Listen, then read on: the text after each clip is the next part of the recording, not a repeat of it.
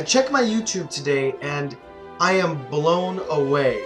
Today I reached 1,000 subscribers and I am beyond grateful to all of you. I couldn't have possibly done this without you guys' support, watching my content, commenting, liking my stuff.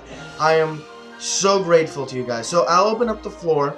I don't think I've ever done this before. An open Q&A to everybody. Any question you want me to answer about pretty much anything, and I'll answer it maybe within a week's time. Give you guys a week to come up with as many questions about whatever you like in the comment section below. But as a special gift today, let me ruin your childhoods. I have a couple of plot holes and inconsistencies in some of your favorite Disney Renaissance movies. So let's begin.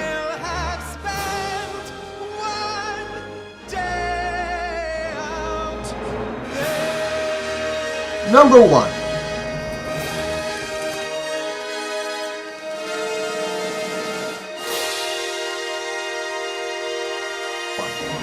In The Little Mermaid, Ariel sells her ability to speak to the Sea Witch in exchange for legs.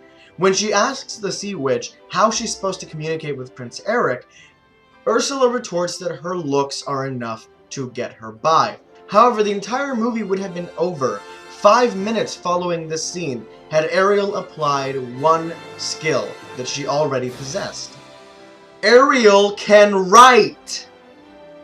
Yes, Ariel actually signs the contract that Ursula presents in, might I add, perfect penmanship, which begs the question, why didn't she just write Eric a note?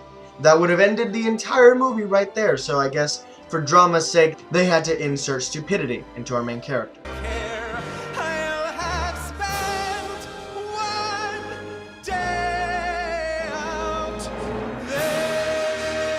Number 2.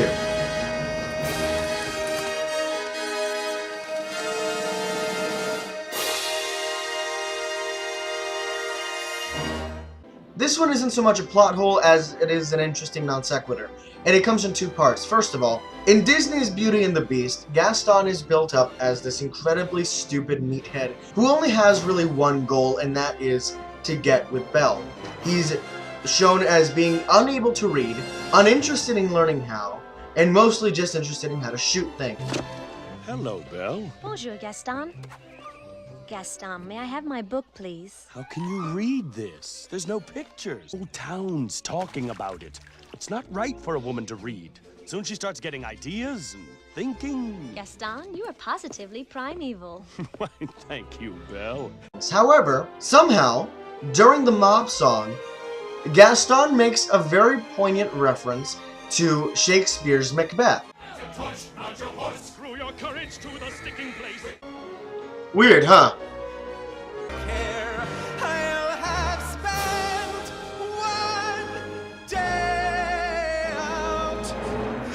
Number 3.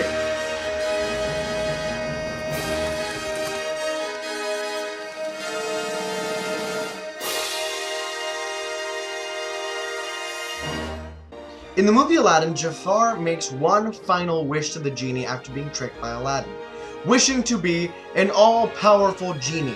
Slave, I make my 3rd wish. I wish to be an all-powerful genie! And yet he is somehow confined to the rules of being a genie. This contradicts the very meaning of the word all-powerful. An omnipotent being is not bound by anything, save his own will.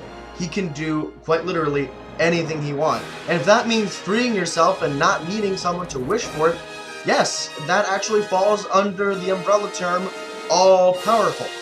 But that would kind of make him too broken to actually be defeated, and therefore not a good villain. All villains must be defeated in a good children's movie. So.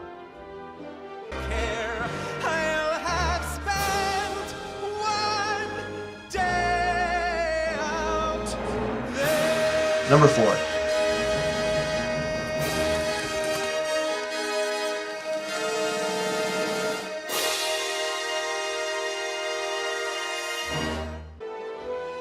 The main lesson of the movie The Lion King is to accept responsibility for your actions and to step up. However, the movie does a pretty good job of discouraging that. In the movie, Simba returns to Pride Rock, confronts Scar, and in front of everyone is ousted as the one responsible for Mufasa's death. Ah, so you haven't told them your little secret. Well, Simba, now's your chance to tell them. Tell them who is responsible for Mufasa's death. I am. He admits it. Murderer. No, it was an accident. If it weren't for you, Mufasa would still be alive. It's your fault he's dead. Do you deny it? No. Then you're guilty. No, I'm not a murderer. Oh, Simba, you're in trouble again. But this time, Daddy isn't here to save you. And now everyone knows why. Simba! At this moment, him having taken responsibility and accepting that he, as he believes, is responsible for his father's death, is shunned and everyone turns his back on him. Nobody stands up for him, nobody helps him as he's about to be pushed off the cliff. It is only when Scar is physically forced to admit responsibility for his actions in front of the entire Pride that the Pride sides with Simba. Movie, your lesson is confused.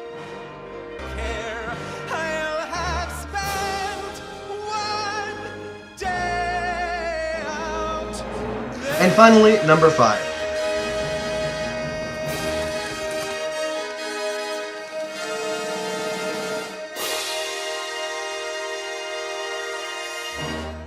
In Disney's Hercules, there are 2 plot holes worth mentioning, and both of them revolve around Hades, arguably the saving grace of that movie. The first plot hole is this. When Hades asks his minions, "How do you kill a god?" Panic accurately responds, "You can't. They're immortal." By an incredible stroke of luck, Hades happens to have in his torture chamber a bottle that is capable of stripping a god of his godhood and making him mortal. If he has had this for so long and has access to Mount Olympus and is the brother of Zeus, who, by the way, trusts him despite his ghostly demeanor, why did he never try to use it on Zeus? He could have spiked his tea or anything else. His wine. At some point, Hades could have laced it, stripped him of his godhood, and then just fireballed him down into Tartarus. Following that plot hole, Hades orders the minions to use that potion on Hercules, strip him of his godhood, and then kill him. The minions attempt this, fail on both accounts, leaving him with his godlike strength and being unable to kill him. And then they decide not to tell Hades. Now, Hades is very much looking forward to Hercules' death, because this would allow him, through contrived movie plot purposes, to free the Titans, unleash them on Mount Olympus, and conquer the cosmos. Being Lord of the Dead, how did he not notice that Hercules was still alive? Wouldn't he be the first to know that his soul entered the underworld? I mean, just a thought. But shouldn't he be, like, sitting on his throne waiting for that soul to enter the gates? How is it that for 18 years he remains completely unawares of the fact that the one person that can screw up his plans is still alive and kicking?